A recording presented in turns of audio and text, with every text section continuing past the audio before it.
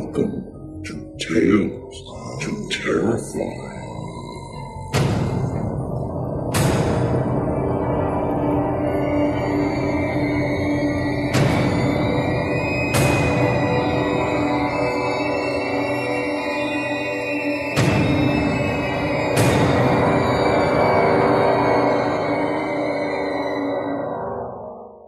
Good evening, children of the night. Welcome again to the Nook for Tales to Terrify. This evening will be the final audio from the memorial for our late host, Lawrence Santoro. Included in the show notes will be a link to donating to the American Cancer Society, in the hopes that others will not leave this world too soon. As a reminder, Martin Munt, a long-time, or should I say, one of the original friends of Tales to Terrify, emceed this event and will introduce the speakers. Next up is Richard Chwedyk. Yes, there he is. Richard is a Nebula Award winner for his Soar stories, or one of them. He also, he's right here. He also teaches science fiction writing. His stories are subtle and full of wonder. That's mine. And with all of that going for him, he even looks like a writer. He is going to be reading Chwedyk, a selection from Cordwell's book. Thank you.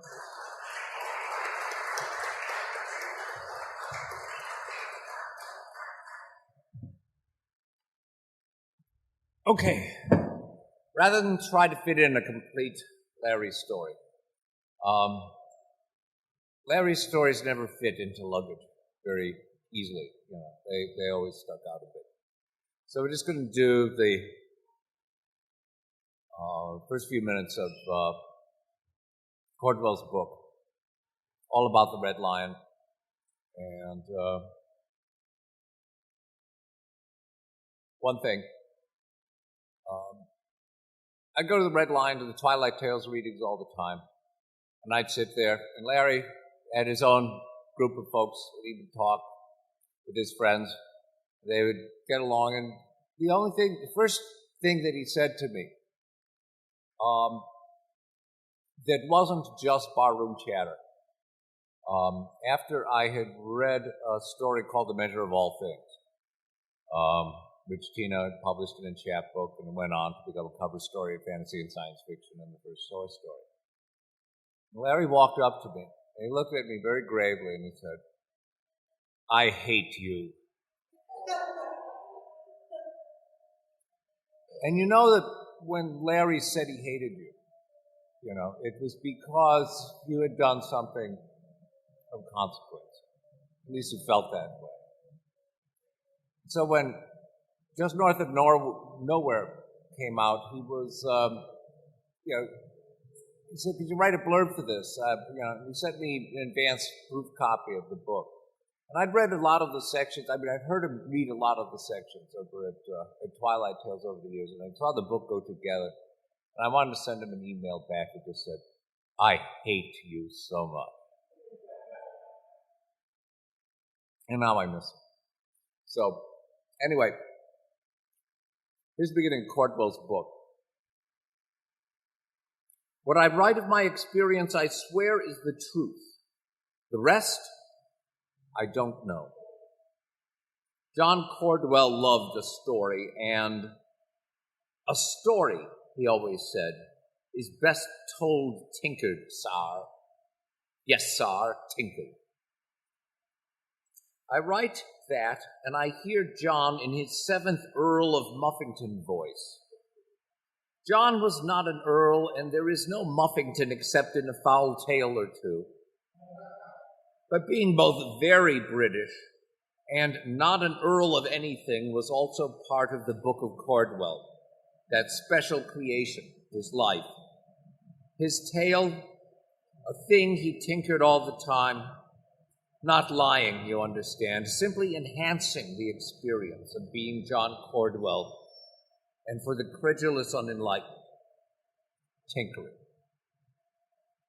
All right, The Red Lion is a bar, a pub on Lincoln Avenue, Chicago, a red pin in the map of my life.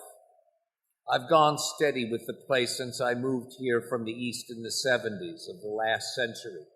Already a theater head, a director looking for work. In those years, Lincoln Avenue was a respectably seedy diagonal slant of North Side real estate, bars, booksellers, coffee shops, folk joints, and blues clubs, edgy record shops, and places that gathered the shuffling, the sweaty, the hip, and the giggly, the black-eyed pop girls with shy smiles and belly-button bangles, and those who fed on them all. And theaters. Lincoln Avenue cut through what then was America's theater wonderland. Steppenwolf, The Organic, St. Nicholas, Body Politic, Victory Garden. That was the heyday, the high watermark, the holy golden age of brash theatrical life and blood that was Chicago. Alas, alas, Chicago. Across from the Lion is the Biograph Theater. In 1934, Gentleman John Dillinger, spent the last 2 of his earthly hours given watching Manhattan melodrama at the Biograph. Then he and his lady in red walked onto Lincoln into Chicago night and was blown into history by G-Man Melvin Purvis. It is said, when the wind swirls from the west to make the shadows moan, Dillinger still loiters on the avenue by the brick wall at the alley where he fell, a scent of the Indiana fields on which he grew up, rising, drifting. Well, I don't believe in ghosts. Didn't. Then the Red Lion pub was bright white and rose red, 2.5 stories and a peaked roof. Built a few years after the Great Fire, the Lion is flammable as a soul. Defiantly wooden, the place droops. It would sag southward or lean to the north if not flanked by a pair of solidly respectable red brick businesses. A new generation has recently painted the Lion an indefensible black and white, at which John might have snorted and called the design a damn Nelsonian checkerboard.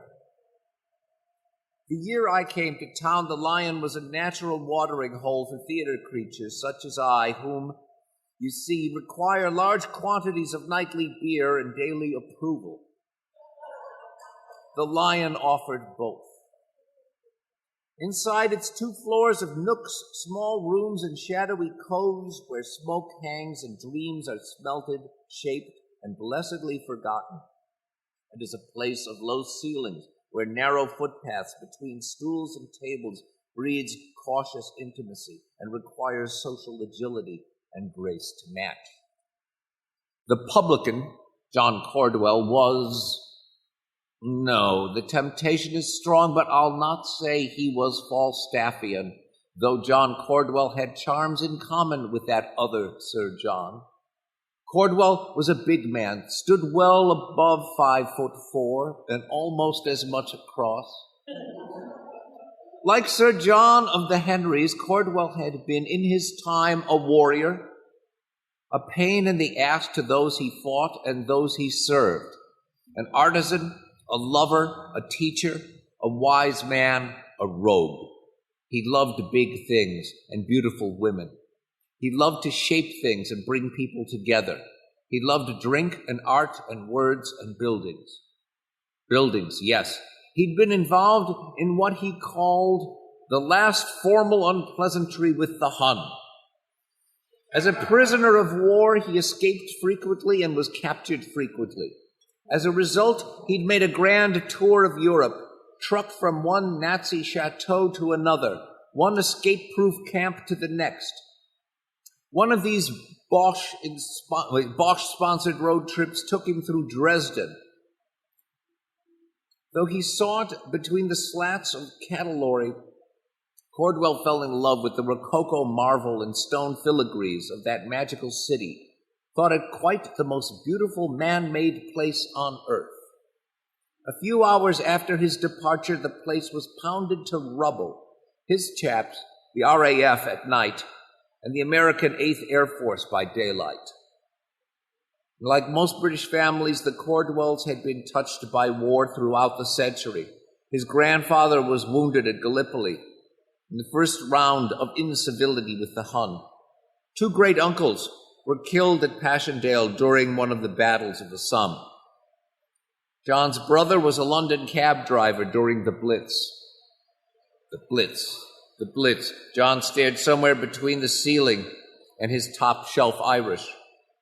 What we found of him was a metal button from his jacket. In those days, to fly, to be given a plane in command, one had to be an officer. To become an officer, one had to be a gentleman. At least one had to be passed for a gentleman by an RAF board of review.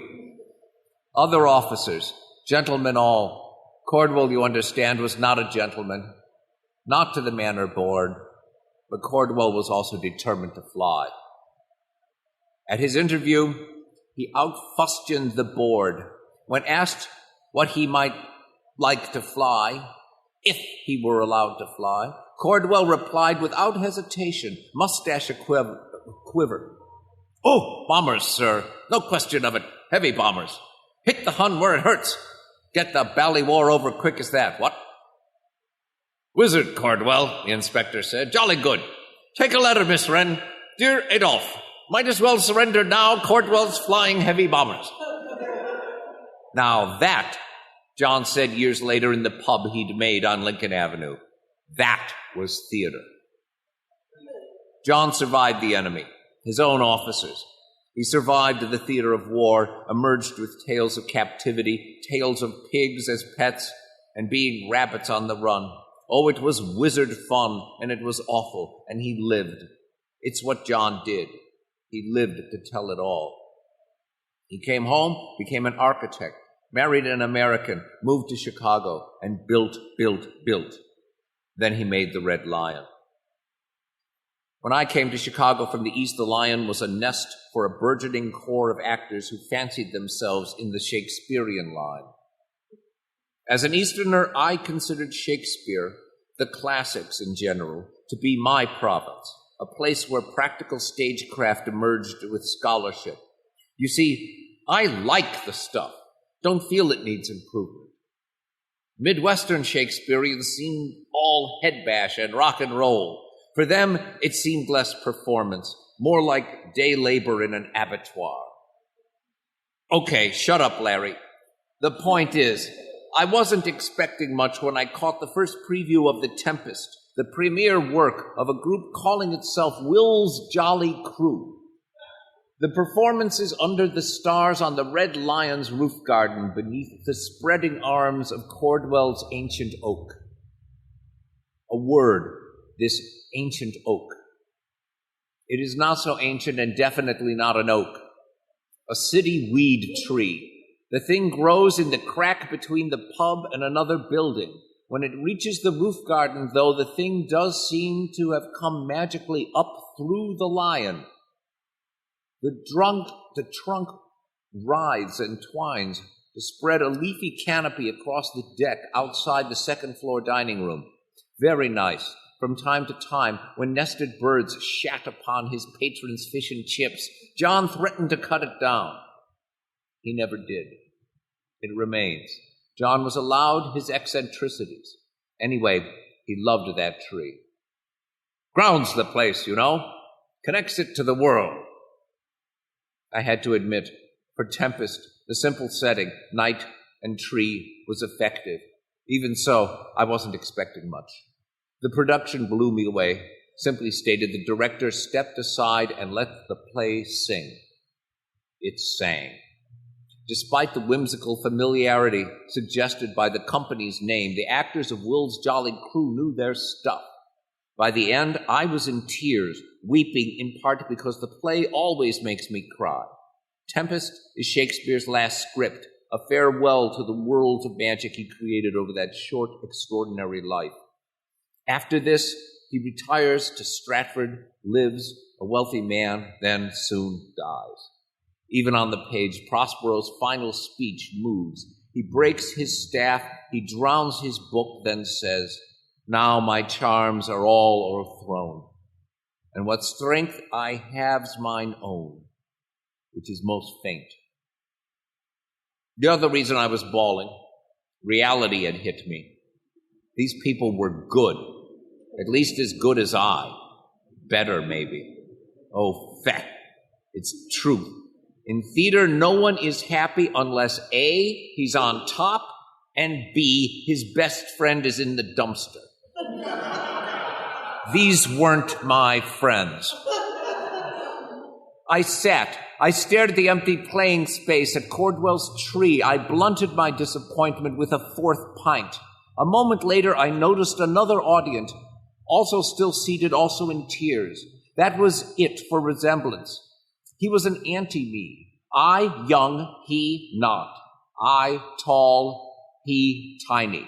I'm okay, heavy-set. He not so. No, not a bit. I am fully furred, haired, bearded et al. He was naked as a mole rat. We sucked the dregs of Cordwell's thin, bitter English beer, and both shed salt tears. I for the passing of Shakespeare's magic, and because the butt end of my illusions was kicking me in the nuts. He, for whatever reasons old men sob in the night. We both stared at the stage. The director's dad, I thought, and gathered my things. I was heading toward the aisle when, around me, the lights went out. From behind me, where the little guy sat alone, there came a glow. The light was cold, oh, so cold, and cast my shadow across the seats and among the branches of the tree. I froze. I turned. 4 pints in 3 hours do nothing. I repeat, do nothing to my head, heart, soul, or eyesight. They also cannot make little old men incandesce in sweet summer night. I yelped out one of the 7 or 8 queeps or whimpers actors tell me I make when I suffer and hide it from them.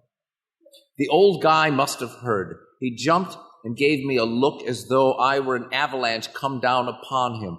"Ach," he said, and fluttered out like a candle in the wind. The scent of something smoky wafted toward me in the sudden dark.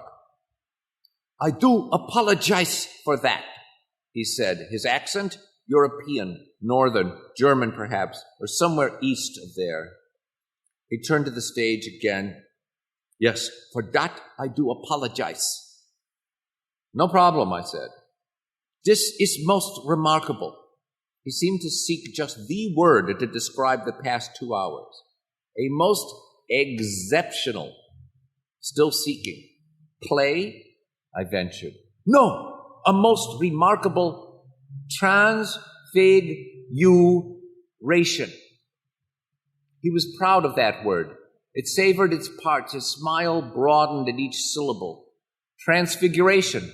A good way to put it, I said. Humoring the gallery never hurts. Transfiguration is what an actor does. I swear he glimmered when I spoke this minor flattery. Glimmered, pulsed, once, twice, 3 times, then again, then went out. "I thank you so very much," he said. His broad smile showed no teeth, but something glistened in the dark of his mouth, and I didn't look there again. "Thank you, greatly, but no. That shadow show? No, not that. That was..." He shrugged, squinted. "That was, delightful, but no, I mean this." He gestured. "This wholeness, I mean this place." The sweep of his arms took in the roof, the dark tree and stage, the restaurant at our backs, the Red Lion below. It also seemed to encompass all the times I'd had there, maybe all that was to come in the dark ahead of me, down the years to... No. All right, still, the whole place was gathered by that one gesture and stuffed into my heart. God, would that I'd had him for my Minneapolis Mephistopheles and not Rick Bloody Bolig, I thought. Jesus. He smiled, nodded as though I'd spoken what I'd only thought. Yes? He'd come to a decision. "You'll see it too, what Cordwell has fabricated here." He spit John's name and slobbered on it. Ach, annoyance growing. Ach. His ox fluttered into a pizzicato backthroat growl. He finished coughing that vocal hairball and danced his pint. I cannot see Mr. Cordwell. No, not tonight. He turned to me. You will, for me. You shall give him dis. He handed me a wooden box. Dis ting. The box was the length and a half of an index finger, 2 fingers wide, 1 deep. You will tell him, John Cordwell, that this thing no longer stands between us. That thing you hold, yes, you will. I'm going to end it there. Thank you. Thanks.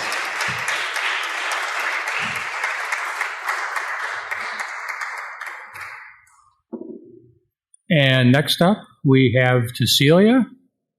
And everybody here, I think, knows Tycelia, so I do not need to introduce her. She is going to read from the boys' room, from Drink from the Thirst to Come.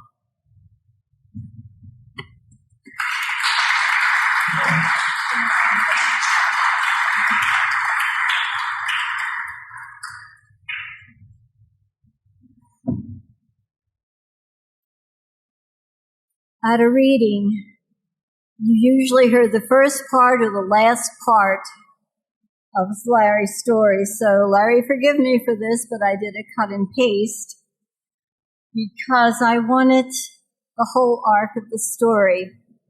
And it's a story personal to me. There are just 2 people, the northern cousin, Melissa Patricia Tozier, the southern cousin, Barbary Ann Tozier, and her brother, Rafe Tozier, and it's in 2 time periods. The boys' room. Everybody loved Rafe Tozier. Who wouldn't love a boy as filled with mischief and life? First she saw of him, Melissa Patricia Tozier thought he was awful. Later, considering her Mississippi cousin from the comfort and distance of her home in Chicago, Melissa Tozier thought he was the handsomest person she'd ever seen, even if awful. Then Rafe went off and died in the war, still only a boy, so everyone loved him forever. That's the way, someone said. Live beloved, die lamented. The shack at the foot of Tozier Land always had been the boys' room, always at least during Melissa Patricia's little life. There never was more than 1 boy at a time for the room, and the boy it was changed generation to generation, but always the place was where Tozier boys lived when they came of an age to be by themselves. Understand, the boys' room was not a sanitary facility. Understand that. The boys' room was a living place, a shack house, where a boy could grow and do things boys do coming to manhood, those things. And from there, a boy could use the back house for his necessaries. Washing up he might do in the big house. That might be all right, depending. Melissa Trish, just a little thing, barely remembered the visit later. What she did remember, though, she remembered vividly. One thing was having to go pee, and worse, down at the stinky, awful, falling down outhouse, what her southern cousins called the back building, 1,000 miles at least, and across that rickety bridge from the house. This was before the inside toilet was built.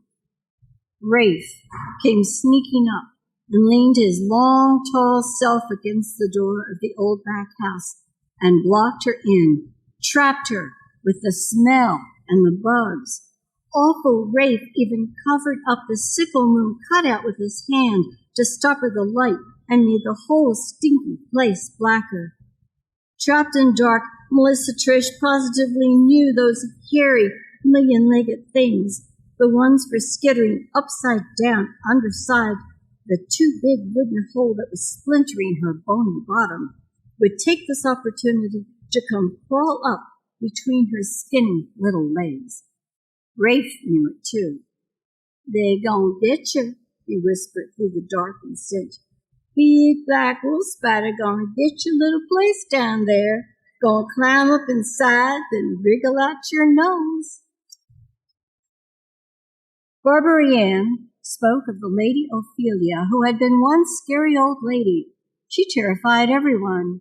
Ophelia had been a very deep conjure woman. Ophelia says, Barbary Ann quoted, when you study revenge for a wrong done, what you gots to do is to take the very thing was done you and turn it back forth on the doer. Melissa Patricia was nowhere near sleep, though B.A. was. You mean, Melissa started to say, I mean, we could get us one of those jumping wolf spiders sometime. One the ones Rafe locked you in with and which you are so afraid of, silly you. We catch it by some full moon's light, and before morning comes, we grind it, make it, say into old Rafe's breakfast drink. He's partial to chicory, by the way. We make sure he takes full of it. The thought of spiders made Melissa shudder. She could barely speak the word. Thought of grinding one and eating, drinking. Thank goodness there was no time for waiting and worry. There it was. Full moon rising over back acres, white and wet hot, burning her eyes. Melissa knew, by and by, she was going to have to use the pot by the bed. And because using it meant carrying the slushing thing across the lawn, over the bridge, past the boys' room, to the back house. So, she might as well go out there with her cousin, the wise and knowing Barbary Ann. Go there tonight and help her collect a big, crawling, hairy thing for the secret ceremony Ophelia had preached. Wake up, Melissa finally said aloud, shoved Cousin B.A. off the bed. Criminies, Liz Trish, she said, rubbing her floor-bumped head and elbow. What are you doing? Time to get us some, spider, Melissa said firmly, peering over the side of the bed at her cousin, glad the moon was at her back, knowing she did not look as sure as her voice. Time to make us a vengeance. Barbary Ann carried an empty Prince Albert pocket tobacco tin, about the size of a hip flask. When they reached the back house, Melissa's hands shook. They were there to begin awful things, catch a spell-making creature, grind it to revenge. Here, Barbary Ann stuck the tobacco tin into Melissa Patricia's hands. Huh? It's your vengeance piece, Barbary said. You gotta harvest the spider bug. I am not grabbing crawlies from a cracker, not alone. You are indeed, her cousin huffed at her. And you gonna do the grinding and the mumbo-jumbo and the feeding of it, too, like Lady Ophelia says you will. Barbary Ann leaned forward. She breathed sleepy breath into Melissa's face. Once you set forth upon a career of vengeance and terror, she squinted hard. You committed, she yawned. For sure there's no going back. It's what you are. Vengeance himself, she says, Ophelia. Melissa Patricia's northern head tingled with that. Even she. If she had shivered before, locked in darkness by Rafe, daylight just a wooden door away, with daytime thoughts of hairy things to worry her, that was nothing to now. Blame Rafe before? Now, she stepped alone into that place, the sun still a quarter world away. Cousin Barbary Ann Tozier might be at her back, but it was her own dark, dark road of vengeance that she walked.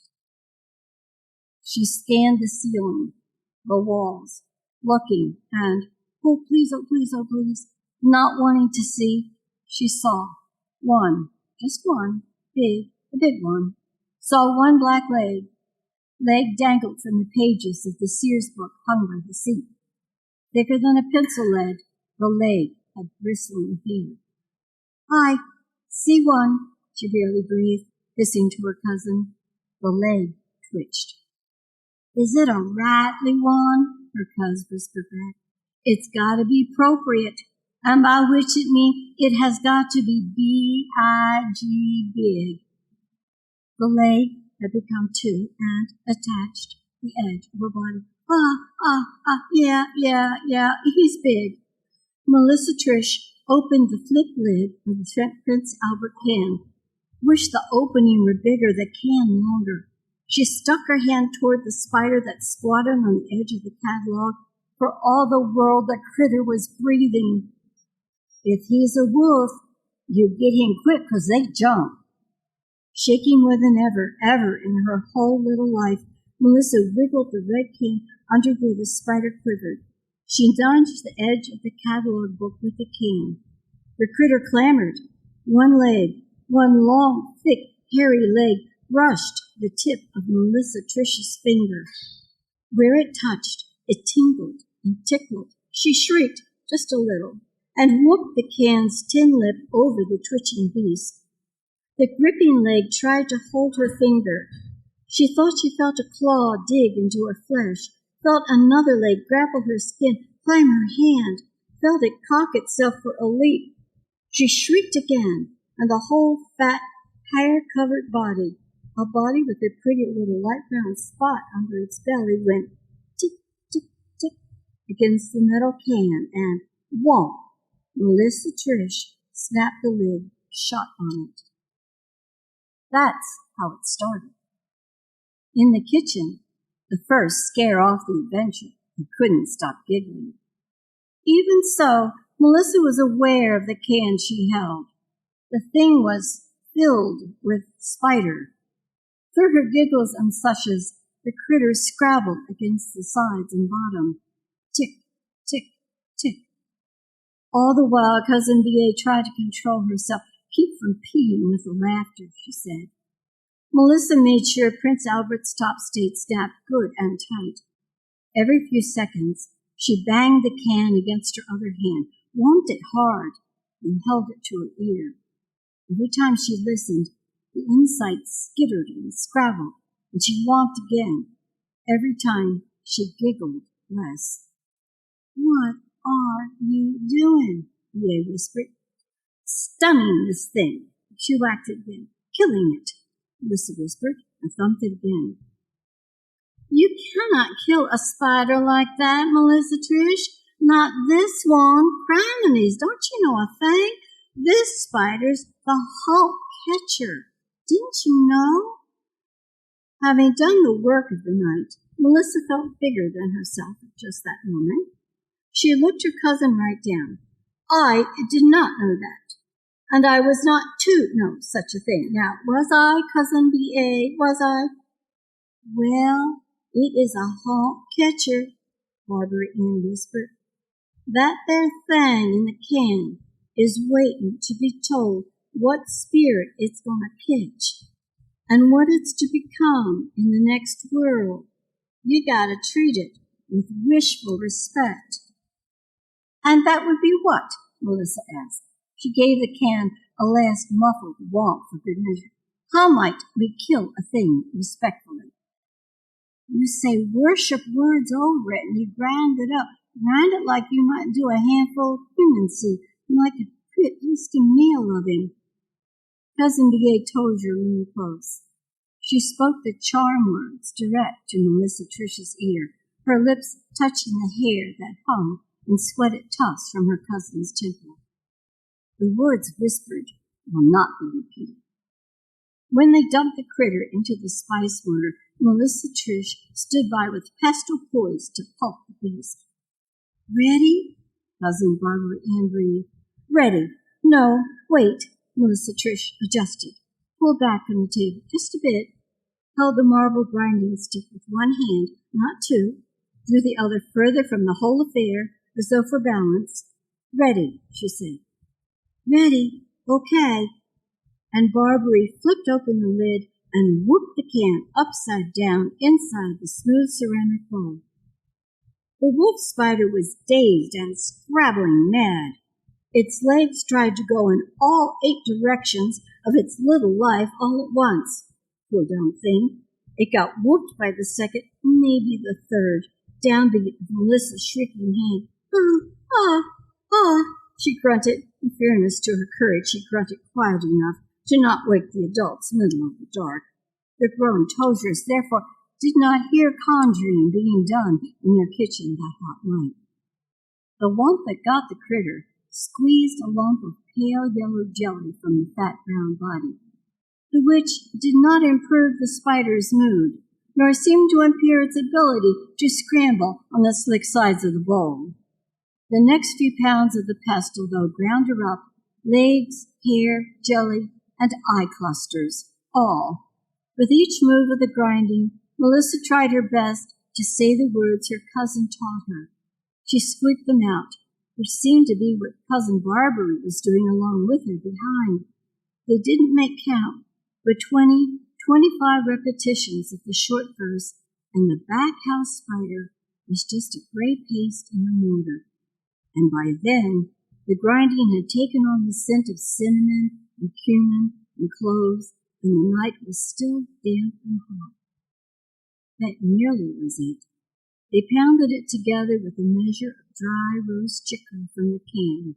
They mixed it good and poured it in a little packet Melissa Trish carried with her as the two cousins giggled quiet up the steps by the creek of the morning light. Except, eating that evening, Melissa Trish noticed a knothole in the wall above the stove, high up near the lathework ceiling. From the varnished pine knot, a pair of furry brown spider legs dangled into the dim light of the kitchen's single bulb. The spider legs stayed all through the meal. That's right, Melissa Patricia remembered. That's right. Somebody's soul has been caught. Somebody's. Then there was that war, the Second World War. By the time Melissa Trish returned to the South, grown some and more a lady, but not by much, Rafe Tozier was gone and dead, killed in the Pacific Theater of Operations. Of course, Melissa was shocked hearing of the death. No, not shocked, criminese. Who is shocked over a single death in so vast a war? Why, in a small way, isn't it expected? Death in war? Isn't it magical somehow when someone doesn't die? But there was surprise when news came. To her credit, Melissa was touched by it, suddenly touched. And of course, she felt it was a waste. So good-looking a boy being, well, just wasted like that. She remembered his hair in the sun. Figured as soon as what we did, cuz, Ye confided to Melissa when they were settling into that same little room at the top of the old house. The house which now seemed so much smaller and bigger all at once, the paint peeling more like scabs than ever. Oh, cousin, we buried a uniform of clothes, not even his, just Marine Corps dress with the medals he was owed and the officer bars that came awarded after he was already gone. She said it with an edge of sweetness and horror, a question hanging on her voice, the question, why? Why? Why? Nothing left to send home for burial, the government said. Can you imagine? Imagine. Nothing left of a whole human being. It was then and there, in the hot little room, looking at her cousin's wet, pretty face, Melissa remembered the night the two of them had spelled Cousin Rafe, with his spirit for keeping into that of a ground-up spider. No disrespect, B.A., but under this hot roof there is no breath of air for me. It's sleep in the boys' room or on the porch. Thus Melissa came to sleep her first night in the boys' room, and her skin tingled with it. They carried bedding and pillows, and a few steps their feet were wet with dew. As before, the earth seemed cool, steeped in sundown shadows that had soaked into it from the woods. It was cooler in the boys' room. The place smelled old and closed up. A hint of something else hung there, but it did not smell too bad, not exactly. not after the place was thrown open to night air. There was a little of old leather to the smell, a lot of dust and moldy paper. The lantern's yellowing light showed piles and piles of mildewed magazines, newspapers, funny books, illustrated periodicals of sports and crime matters. Maybe there was something of dead animal to the air, too, but it cleared pretty well in a few minutes. "Oh, Barbary, feel the night breathe," Melissa said. "Breathe through."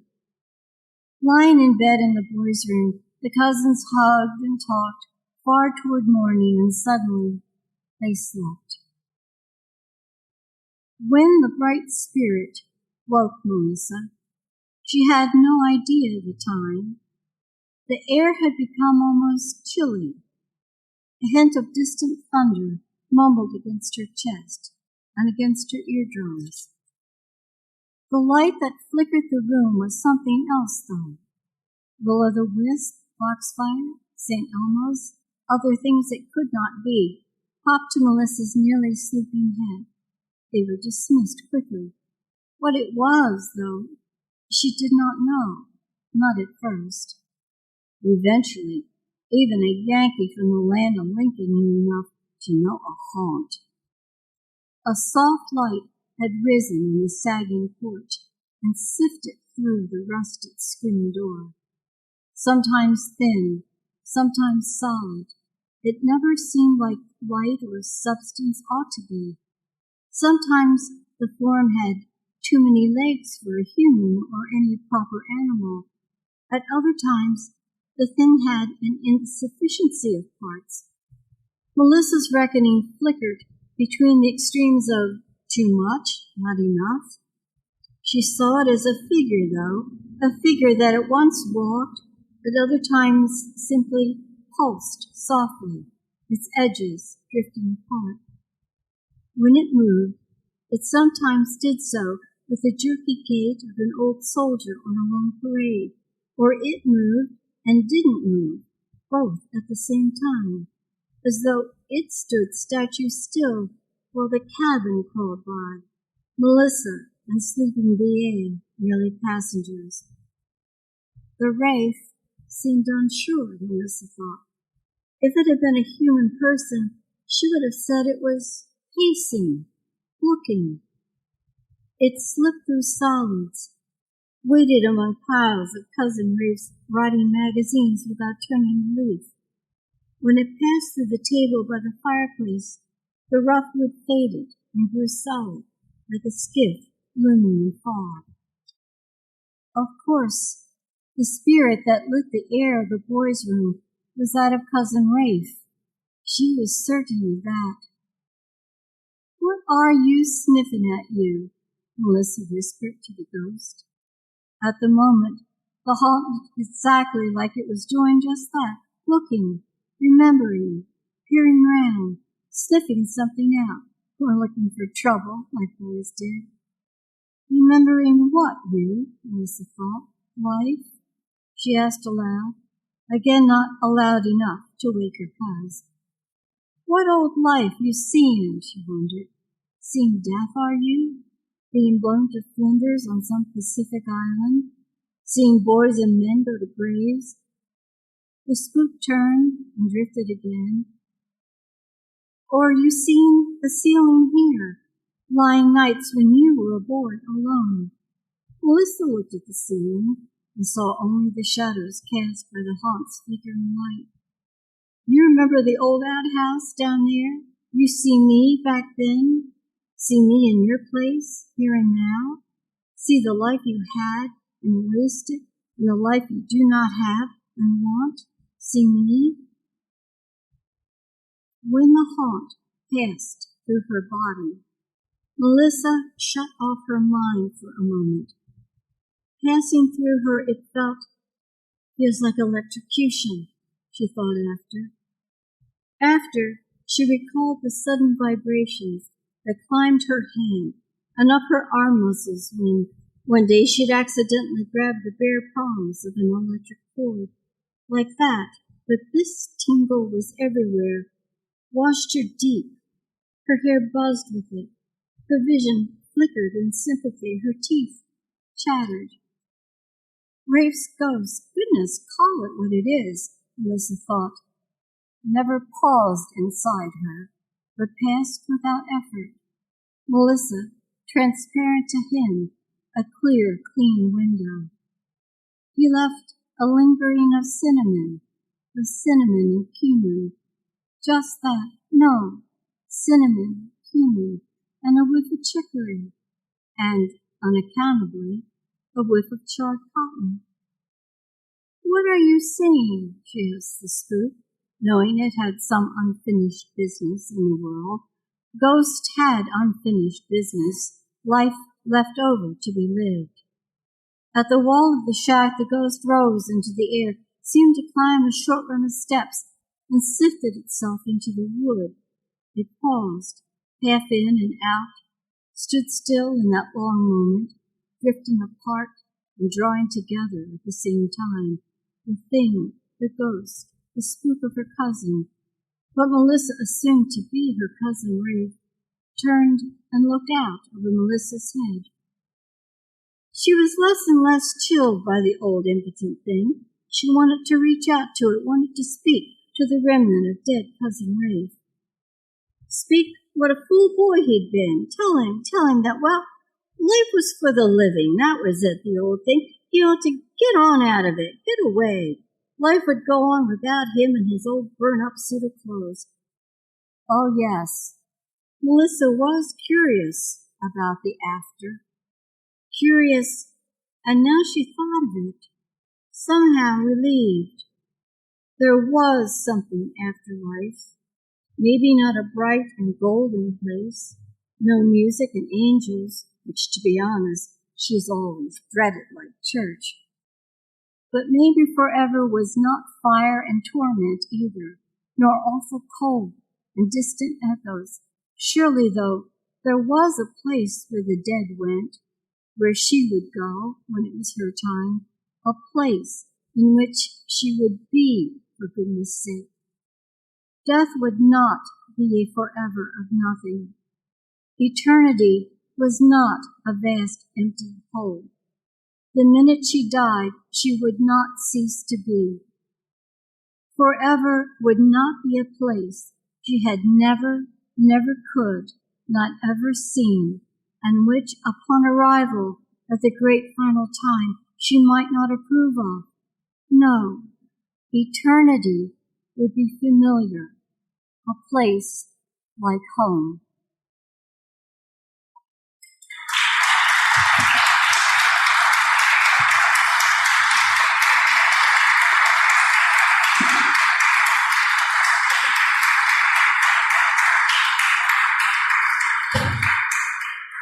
Wayne has asked for a few minutes to have a personal reminiscence here. This is Wayne Allen Sally, another writer. I think most of you probably know him. So here's Wayne. You're getting dripped on, Wayne.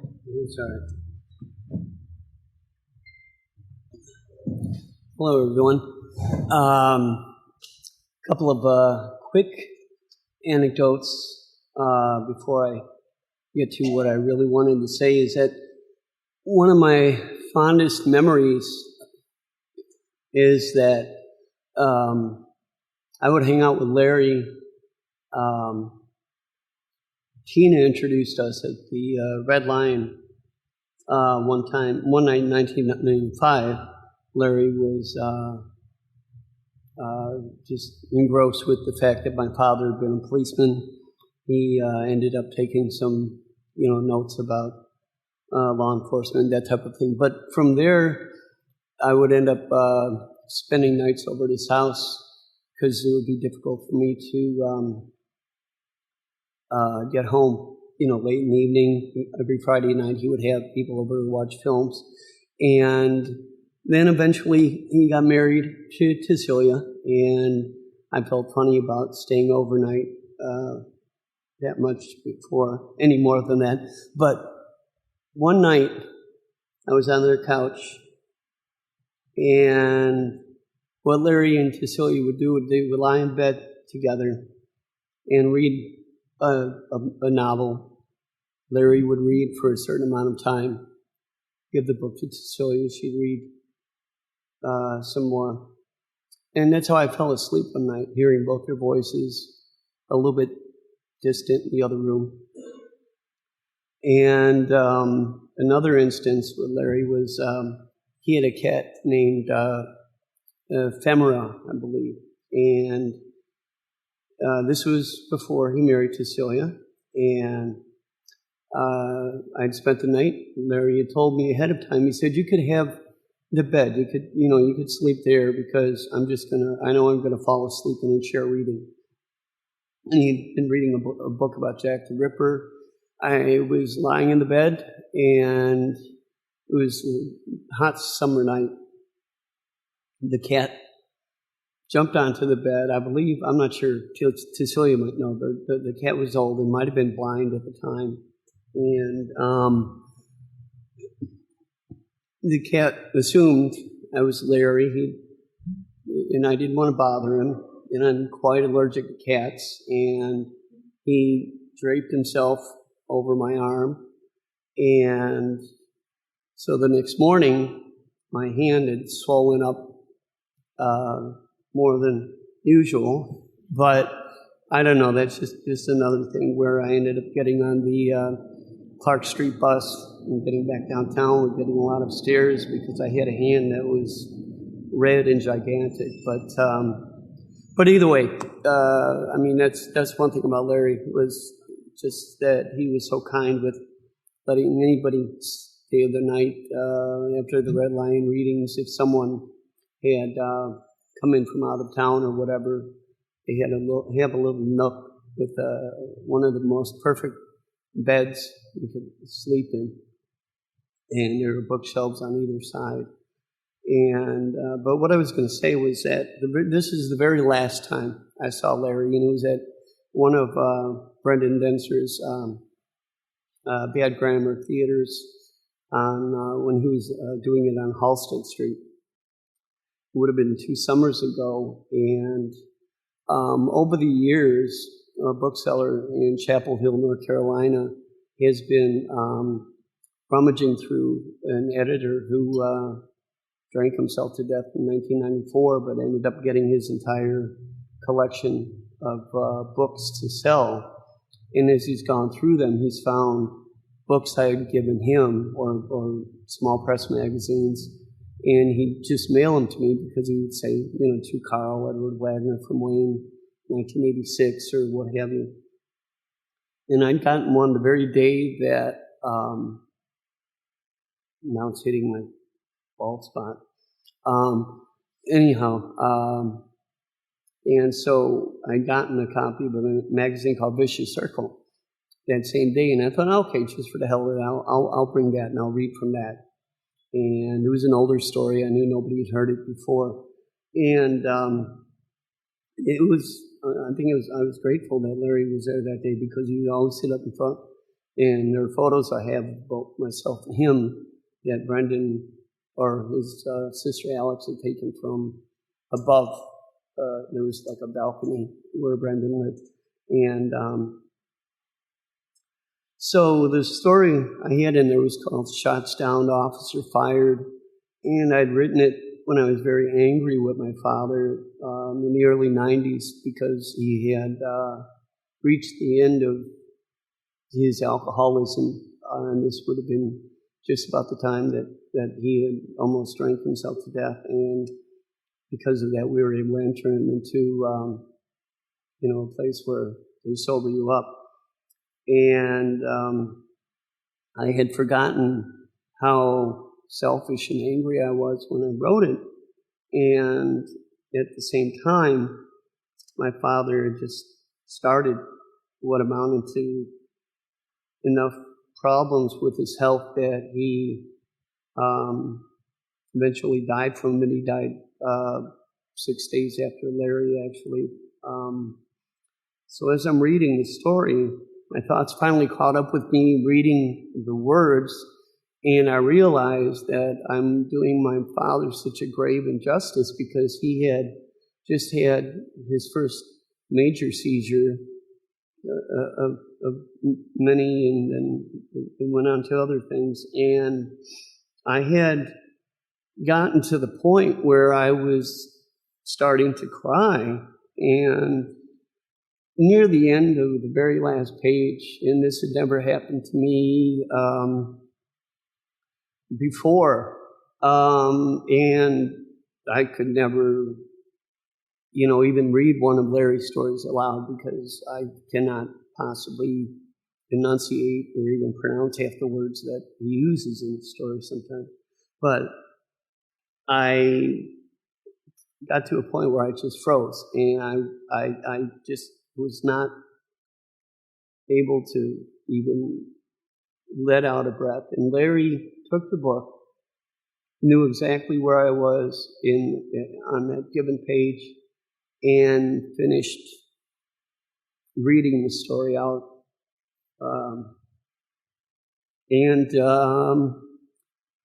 That was it. He finished that, and that's the very last time I saw Larry that night, and that would have been 2 summers ago. And I really miss the guy. I can still remember the very first time when I showed up from working downtown, and I think I showed up early, and Larry had been there because he didn't live far from the Red Line, and how it was just dark there, and Tina introduced us. And from there, I had been working for a law firm, skip tracing, on Monroe and LaSalle, and it wasn't that far from City Hall where Larry worked, so we ended up having lunch maybe 3 times a week for the better part of 6 or 7 years. And I have memories of that, and I've got the memories of Larry meeting Tycelia or talking about her before they got married, and how giddy and wonderful he was knowing that she was going to come into his life. But at the same time, I remember Larry is Larry, and how he would just jump in and assist, to anybody who needed it. If somebody needed help, moving something, he would go over to their apartment and help them, rearrange things and take time from his own life. But that's just how I remember him, that very last time, where I don't even know, it's like I could think that I even can feel the brush of his hand against mine as he grabbed that book, as I just sat there like a ventriloquist dummy, and he finished the last paragraph of the story. And like other people have said tonight, they listen. And when it comes to writers passing away, it's always, to me, as if you're reading a story and it ends in the middle of a sentence, because it's a sudden thing when people leave. And at least we have his words, and in my case, he handled my words when I wasn't able to, and I'll always be grateful for that. And I'm happy that Tycelia is here and that we were able to do this for her tonight, to honor her. As far as I'm concerned, we're honoring Tycelia as much as Larry, because she brought so much into his life. I know that because of, again, how much time I spent with him non-professionally when we would have lunch downtown and such, and how his world changed. And again, I won't keep saying it, but he helped me out that one time, and I don't know that anybody else could have come in and taken over reading that. Otherwise, I would have been sitting there like a fool, not being able to talk. And he finished that reading for me. And that's, I miss Larry. And we've got those books, we've got those words, and that's about all I can say, guys.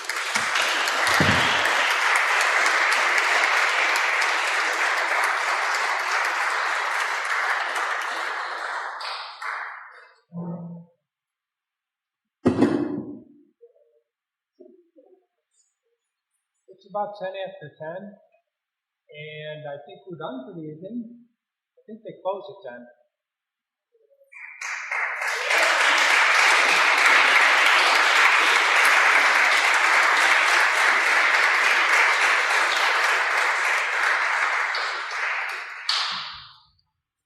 Thank you to everyone who spoke at Larry's memorial.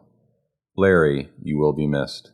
I hope that us here at Tales to Terrify and the District of Wonders have done the best of our ability at trying to fill your shoes. Take care of yourselves, look after each other, and pleasant dreams.